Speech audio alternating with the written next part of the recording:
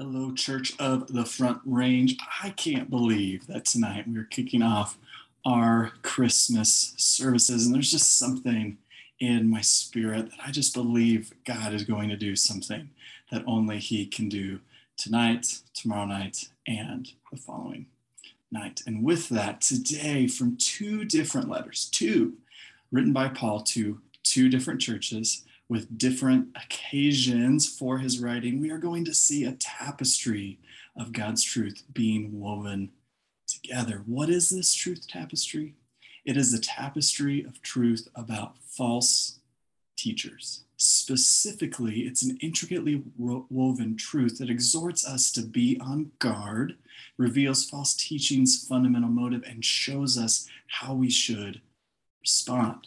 Let's start with why we should be on guard, picking up in the conclusion of Paul's letter to the church in Rome. Romans 16:17-18 says this: "Now I urge you, brothers and sisters, keep your eye on those who cause dissensions and hindrances contrary to the teaching which you have learned, and turn away from them. For such people are slaves, not of our Lord Christ, but of their own appetites, and by their smooth and flattering speech they deceive the hearts of the unsuspecting." You see, Paul had seen this destruction, or rather the destruction of such dissensions before, and the hindrances of the gospel that were the result of these distortions of the gospel. His letter to the church in Galatia gives us even more insight to why Paul consistently exhorts us to be on guard against false teachers, picking up in Galatians 1:6-7. "I am amazed that you are so quickly deserting him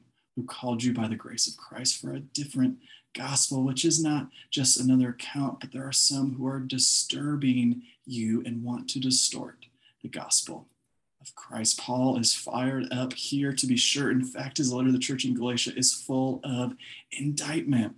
Why?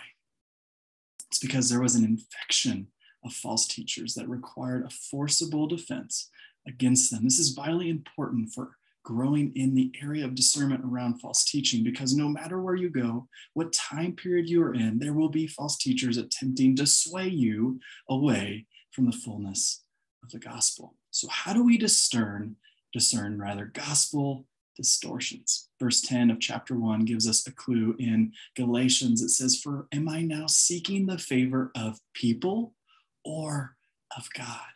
Or am I striving to please people?" You see, distorted gospels please people, not God. This is false teaching's foundation: people pleasing. The Jews in Galatia that Paul was fighting were trying to please their cultural norms by fitting together a faith and law gospel. Now, that's all good and well, but what about in our day?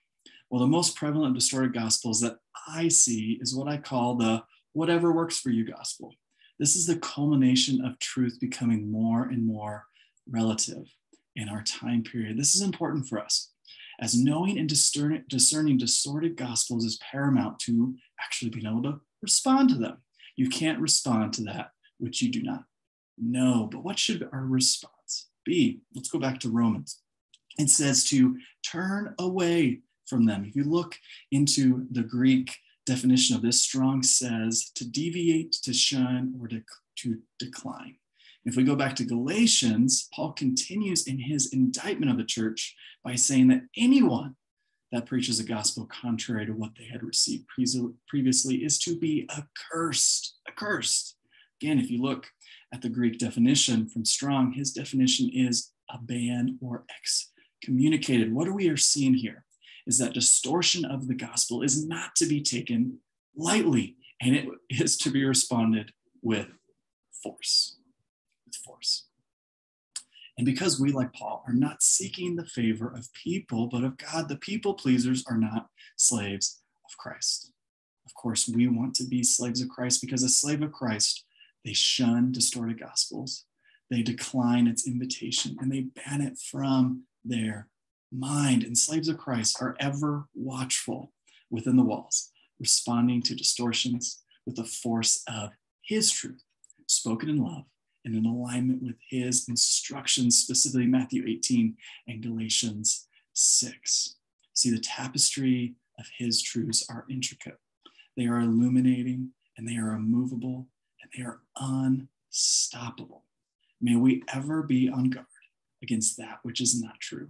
And may we have eyes to see and ears to hear to detect distortions. And may we have the Spirit of God embolden us to respond. Blessings, friends.